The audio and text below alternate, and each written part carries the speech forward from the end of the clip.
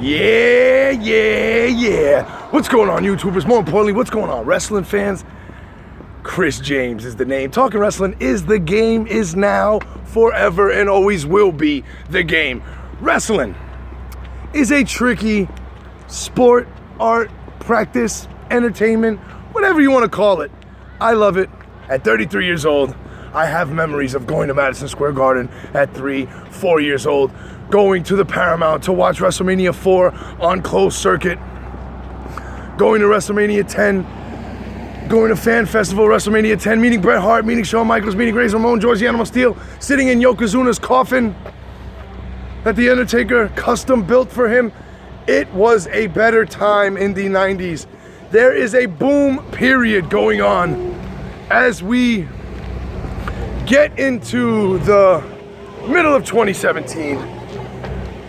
And go ahead. The middle of 2017. And I believe it's getting better. A lot of people are losing their minds over this whole Jinder Mahal being the #1 contender.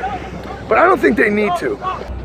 But before I start on Jinder, I want to talk a little bit about Monday Night Raw and what's been going on there. The Hardy Boys will face Sheamus and Cesaro at Payback. Also at Payback, we're getting no one for Brock Lesnar yet. But at the end of Raw, Braun Strowman and Big Show had a one-on-one match. It was a very good match. In the end, Strowman went for a superplex on the Big Show or vice versa. I'm not sure who hit the move on who, but the ring exploded, a la Lesnar Big Show back in 2000, whatever it was. It was a great ending to a very mediocre Raw. Since the Superstar shakeup, SmackDown has lost all credible big heels, and not really, just The Miz and Bray Wyatt. But those were their two big heels. Now Bray Wyatt's more of a tweener. He gets cheered, of course. So now SmackDown is left with no heels or no major heel. Enter Jinder Mahal, and the push heard around the world. I have to say, I am not upset at Jinder Mahal being the #1 contender. What I can say is this: if this Superstar shakeup and Jinder being the #1 contender doesn't make you finally realize that Vince is not a fan of SmackDown being better than Raw, I don't know what else will. You have Raw jobbers coming in and beating SmackDown's big stars. The Shining Stars defeated American Alpha. Shining Stars hadn't won a match on Raw in months. Just like Jinder hadn't won a match since he returned last September or August or whenever it was. Can Jinder be a credible threat to Randy Orton's title? Yes and no. If you noticed how he won the match, the Bollywood boys from the Cruiserweight Classic, Herv and Gerv Shahari, I think their names are, helped Jinder Mahal get that victory to become the #1 contender.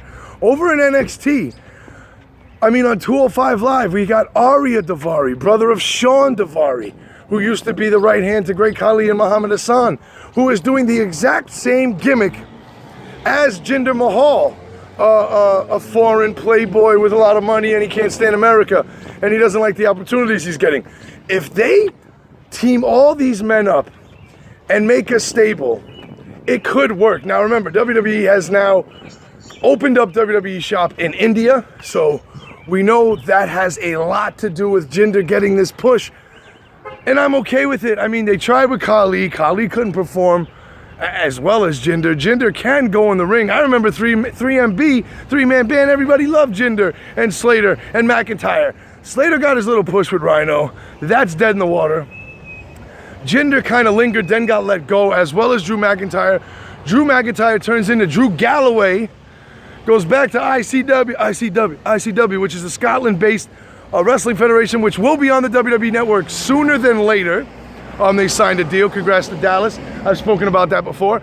But if they can get Daivari, the Daivari brothers, the Shiri brothers, the Bollywood boys, and Jinder Mahal all in one stable, why can't Jinder cheat to win and become the brand new WWE World Champion?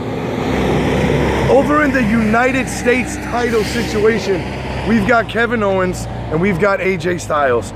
We still have no big #1 heel on the SmackDown roster. Enter Baron Corbin. who I said would be the 2017 breakout star, and it will happen eventually. They're keeping him away from the main title, the main event scene for now, but that secondary title is going to be propelled, as the Intercontinental title was on SmackDown, propelled to have some meaning to the United States Championship. If you saw, Kevin Owens came out Tuesday night and he did the Face of America Open Challenge. Sure, he fought a nobody. That was a bat.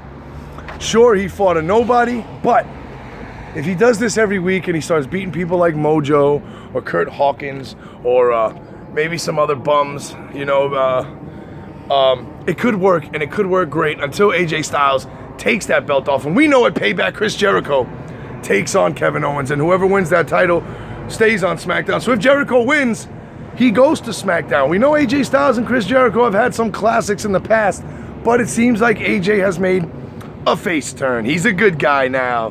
Ding! Will his promo suffer? Yes.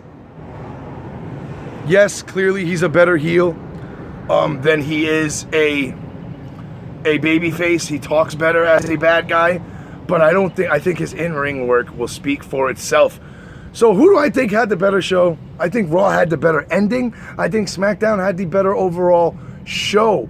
We had Naomi and Charlotte, and Charlotte beats Naomi to become the #1 contender, but we have Natalya, Carmella, and Tamina all in the background getting a little bit jealous that Charlotte Flair walks right in and becomes the #1 contender after beating Naomi.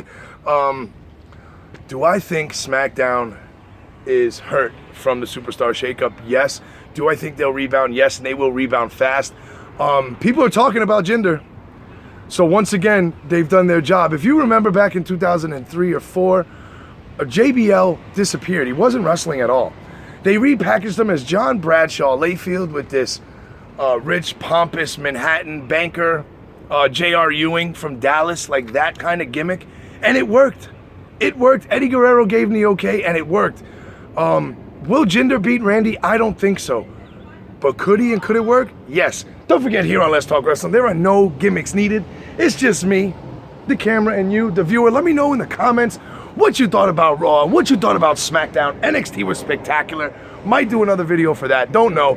Work has been crazy. It's been extremely difficult to get all these videos out to you in a timely manner. I know I had my setup Monday, Tuesday, Wednesday, Thursday, but it's just not working that easy anymore. Work has been extremely busy. So again, I don't get paid to do these. I'm not going to start a Patreon. I don't believe any YouTube content creators should be asking their fans or subscribers for money. I do my videos very cheap. I walk the Bronx. Sometimes I'm in Manhattan. And I talk to you guys. Sometimes I'm in the man cave upstairs. Most of the time I'm outside walking around talking about wrestling while people are looking at me like I'm a psycho. I know the demonetization era has begun, but I don't monetize my videos anyway. So don't forget, click subscribe down below. Make sure you're always subscribed because they do fishy stuff like that. And click that little bell. Make sure it's gray so you get all the videos as soon as they go up on YouTube. Turn your notifications on and you'll see Chris James, Let's Talk Wrestling, hashtag LTW, hashtag keep it tight. Don't forget to tell a friend about Let's Talk Wrestling, and like this video, subscribe, share it to Facebook, Twitter, everywhere. What'd you think about Monday Night Raw and SmackDown Live and Jinder Mahal, more importantly, becoming the #1 contender? Let me know what you think.